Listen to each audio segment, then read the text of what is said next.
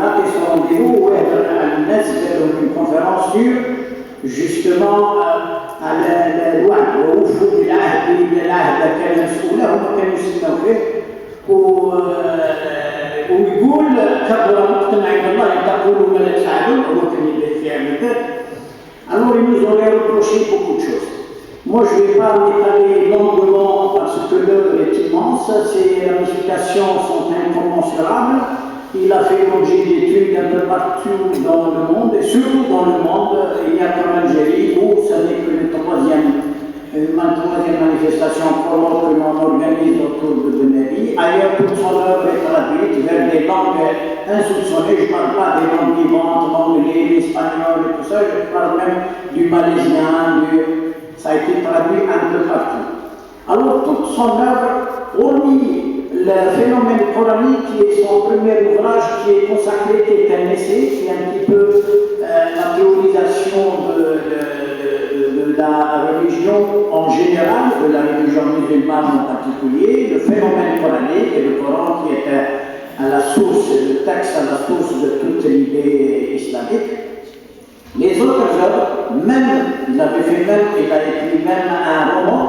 Il est consacré, toute son œuvre est consacrée aux problèmes qu'affronte la société musulmane. Tout à fait au départ, ce n'était pas dans une vue aussi large. Il parlait du problème que l'Algérien rencontre. L'Algérien ici en Algérie, où il a émigré, puisque lui-même il a émigré vers les début des années 30.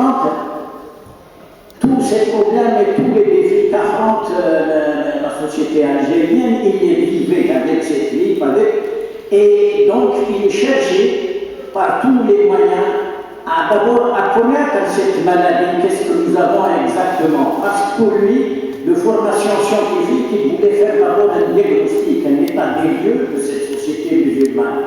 Et c'est comme ça qu'il a abouti à certaines notions qu'il a reprises de par d'autres historiens et sociologues. Il a repris la notion de champ d'études d'Arnold de Toynbee, ainsi que ces notions de cycle. Il a repris également, toujours en ce qui concerne les cycles, le grand historien Ibn Khaldoun, qui considère comme l'une des dernières flammes de la civilisation musulmane, cette notion de cycle.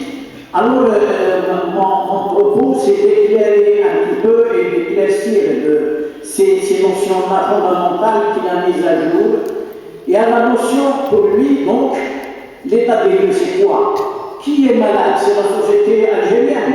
Il a vu que ce n'est pas spécifique à la société algérienne, c'était un peu plus vaste. Et cette notion de champ d'études, l'a fait aboutir à une ère beaucoup plus vaste. C'est l'ère civilisationnelle, c'est-à-dire chaque problème que vit cette société algérienne ou musulmane peut se comprendre uniquement quand on la place dans cette ère civilisationnelle. Et ensuite, au point de vue temps, il n'a pas une vue monolithique de l'histoire, il a repris l'histoire des sociétés depuis l'histoire connue. Et d'ailleurs, il nous disait que Toynbee a dénombré à peu près 22 passages de civilisation, depuis les premières civilisations sumériennes, akkadiennes, jusqu'à la dernière civilisation occidentale actuellement. Et il nous disait également que en ayant une vue un petit peu globale, de façon synoptique et une vue générale, que l'on peut aborder véritablement le problème. C'est comme ça que l'on peut faire un diagnostic. C'est comme un vieux médecin qui juge un mal quelconque d'une partie par rapport au corps dans sa totalité et son environnement. Il aboutit donc à la notion de civilisation, mais seulement pour faire un travail didactique, un travail pédagogique, pour transmettre ça aux autres, il était obligé de forger et d'aiguiser ses outils. Alors chaque thème qu'il utilise, surtout qu'il est de formation scientifique, chaque thème qu'il utilise, la notion de civilisation, il donne ce que c'est que la civilisation, qu'est-ce que ça veut dire, comme de telle sorte que à chaque fois que l'on aborde une société à un moment donné, à une période, à une ère donnée, on peut dire si c'était une société civilisée ou non civilisée. Il dit que la civilisation, c'est l'ensemble des conditions matérielles et morales pour l'épanouissement de chaque individu dans une société donnée. Avec une telle définition, même si elle ne correspond pas de façon mystique à la définition que l'on donne, mais oui, c'est un outil de travail. Son souci, c'est l'efficacité, non pas faire de la rhétorique. Parce que, par exemple, la notion de culture, il n'a pas repris la définition d'Eliot, la culture c'est ce qui reste après avoir tout oublié. Il dit que la culture c'est la composante de quatre, la composante de quatre valeurs, l'éthique, l'esthétique, la logique pragmatique et la technique. De telle sorte que chaque chose que l'on puisse définir ou aborder, si on veut l'étudier, dans le souci d'apporter des solutions à la société musulmane, on peut en déterminer. Alors la différence, il parlait de culture, par exemple, la différence globalement, la différence entre la culture occidentale et la culture musulmane, ou la culture hindoue, ou la culture chinoise, c'est dans ses dominantes, c'est dans ses composantes. Dans les cultures orientales, c'est la dominante éthique, c'est l'éthique qui est la dominante, tandis que dans les civilisations occidentales, c'est l'esthétique. Ça, c'est le point de vue des composantes normatives. Les composantes normatives, c'est l'éthique et l'esthétique. Il y a les deux autres composantes, c'est la logique pragmatique et la technique.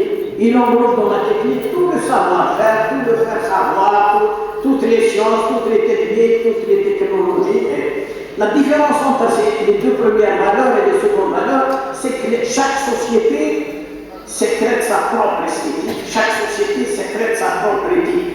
Par contre, par exemple, la logique pragmatique ou la technique, ça s'accumule. Les travaux des hindous ont été repris par les Grecs, les travaux des Grecs ont été repris par les Arabes, en mathématiques, en optique, enfin, dans tous les domaines scientifiques. Les travaux des Arabes ont été repris par la civilisation occidentale. On sait très bien quel est l'apport de cette civilisation, Ibn al-Haytham, le Bayrouni ou la Nasruddin, ainsi de suite. Et c'était les premiers à mettre en doute la tangibilité du postulat de Euclide, c'était les premiers à mettre le système décimal en valeur après avoir été pratiquement oublié depuis son invention par les mathématiciens hindous, et ainsi de suite, toute la trigonométrie, et ainsi de suite. Alors, il y a également la notion de phase. Il parlait de civilisation, donc il donne sa définition.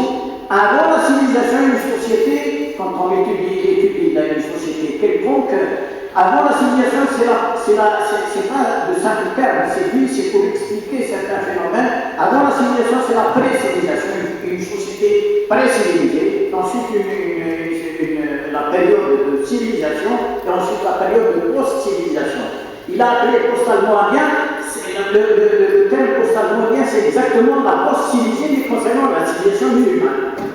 Si on dit post-civilisé pour toutes les sociétés qui ont fait un passage civilisation, il a appelé post-almohadien pour notre civilisation, la civilisation musulmane. Maintenant, à l'intérieur de la civilisation, il y a également trois phases. Il y a une phase de montée qu'il appelle l'âme, il y a une phase disons de stagnation ou de stabilisation qu'il appelle la raison, et ensuite la phase de la chute qu'il appelle l'instinct.